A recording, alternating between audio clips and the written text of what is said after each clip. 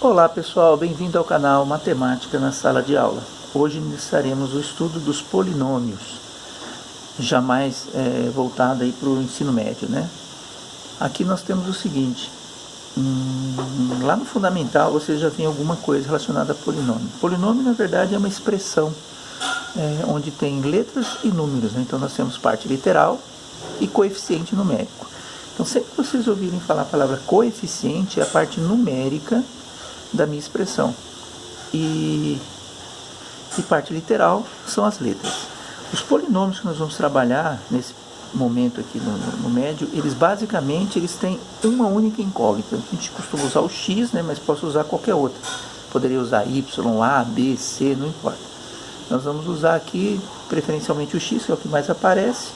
Mas o importante é o seguinte, vamos fazer uma revisãozinha rapidinha, já falando do médio e trazendo algumas coisas do fundamental para facilitar o entendimento, né? Então, polinômios são expressões algébricas formadas pela adição de monômios. Então, nós temos o quê? Cada monômio é representado por um coeficiente, que é a parte numérica, mais, junto com uma parte literal, uma letra. Essa letra pode vir elevada ao quadrado, pode vir elevada ao cubo, ela pode ter algum expoente, mas ela vem acompanhada de algum coeficiente numérico. E aí nós chamamos cada pedacinho desse de monômio. Polinômio é quando vem vários, né? Então nós temos que ter uma coisa clara que a gente viu lá no fundamental. Estou colocando já aqui direto polinômios, mas nós vamos meio que generalizar. Quando eu tenho uma parte literal e uma parte junto com uma parte de coeficiente numérico, nós temos um monômio. Quando nós temos duas partes literais e cada uma com o seu coeficiente numérico, seja somando ou subtraindo uma da outra, ou eu tenho uma parte literal somada com uma parte termo independente, um coeficiente numérico, só que é um termo independente, ele não está atrelado a nenhuma letra. Então eu considero isso como um binômio, onde eu tenho dois monômios que se juntam numa soma ou numa subtração, eles se tornam um binômio. Se eu tiver três monômios que se juntam numa soma ou numa subtração, eu vou ter um trinômio. A partir daí passa a ser polinômio.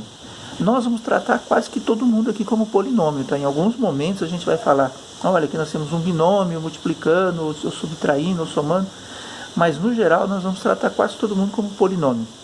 Apesar que o correto é que polinômio é a partir de 4 monômios somados, né? Porque até 3 tem um nome específico que é trinômio. Mas a gente já convenciona aí, vamos chamar todo mundo de polinômio, o estudo vai ser único para todos. Nós vamos começar dos básicos, depois nós vamos estendendo para os maiores. Então vamos lá. Pela definição, né? Nós temos aqui um exemplo. P de x é igual a x à quarta mais 3x ao quadrado menos 5x mais 2. Olha o que nós temos. Aqui nós temos um monômio, x à quarta, temos um monômio 3x ao quadrado, temos um monômio menos 5x e temos um monômio 2, que ele está acompanhado. Olha só que interessante. Ó. Esse primeiro monômio, se você olhar aqui, você vai achar que ele não tem acompanhante nenhum, mas ele tem, ó. Quando ele não tem nenhum acompanhante, é porque tem um número 1 aqui, ó.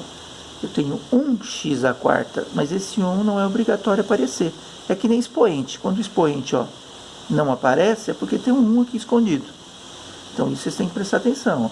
Não tem nada, é 1. Está aqui escondidinho esse 1. Aqui a parte do coeficiente numérico é 3. Aqui é menos 5. Agora esse aqui, professor, esse aqui só tem um número, então a gente chama isso aqui de termo independente, mas ele na verdade, ele tem um x acompanhando ele, só que esse x que está acompanhando, ele está elevado a zero, porque qualquer coisa elevada a zero é 1, aí fica 2 vezes 1, 2, então não há necessidade de aparecer a parte literal aqui. Então no termo independente existe a parte literal, só que ela vai gerar um valor unitário que multiplicado por 2 vai dar o próprio número 2, ou o próprio número que tiver aqui. Então ele acaba não participando. Da mesma forma que Quando não tenho nada acompanhando a parte literal, a parte de letra, é porque eu tenho o número 1. Pode ser um positivo, pode ser um negativo, depende do sinal que estiver aqui. Então vamos lá, vamos ver essas partes, definir elas, né? Nós temos aqui o seguinte: variável. Quem é a variável desse meu polinômio, né? É o x. O x é a variável, ele é a letra que vai sofrer alterações de acordo com o que eu colocar aqui no lugar da letra x. Coeficientes. Coeficiente é a parte que vem acompanhando a letra. Então nós temos aqui, ó, vamos colocar aqui assim, ó, abrir um parênteses, uma chave aqui, ó. Então o x a quarta, o coeficiente dele é 1. Tá aí, o número 1. O 3x quadrado, o coeficiente é, quem é o coeficiente? 3. Está acompanhando. O menos 5x, quem é o coeficiente dele? É menos 5. O 2 aqui, ó, não tem nada, então a gente vai considerar ele como sendo um elemento à parte. Eu queria fazer uma observação aqui, ó. Perceberam que do x a quarta pulou para o x quadrado. Então o x a terceira não apareceu. Por que ele não apareceu? Vamos verificar, ó. X a terceira. Para que ele não apareça, para que ele desapareça, que número que tem que estar multiplicando ele para ele desaparecer? O número 0. Quem pensou no 0, acertou. Então o coeficiente de x a terceira é 0.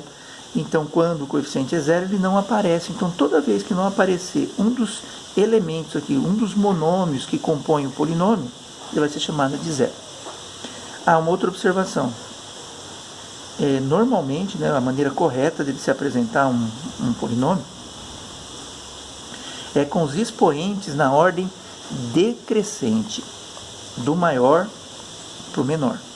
Se ele tiver misturado, o ideal é você primeiro colocar em ordem sempre do maior expoente indo para o menor, da esquerda para a direita. E o meu termo independente, quem é? É o número 2, que não tem nenhuma letra, nenhuma variável acompanhando, porque ela é igual a 1, né? Neutro, então desaparece aqui. Então aqui tá. Então essas partes é importante vocês guardarem, tá? Não esqueçam disso, isso é muito importante. Forma geral, né? Então um polinômio, generalizando ele, seria isso aqui, ó. Polinômio P de x seria uma parte coeficiente numérico vezes a incógnita, ou a variável, elevada a um expoente.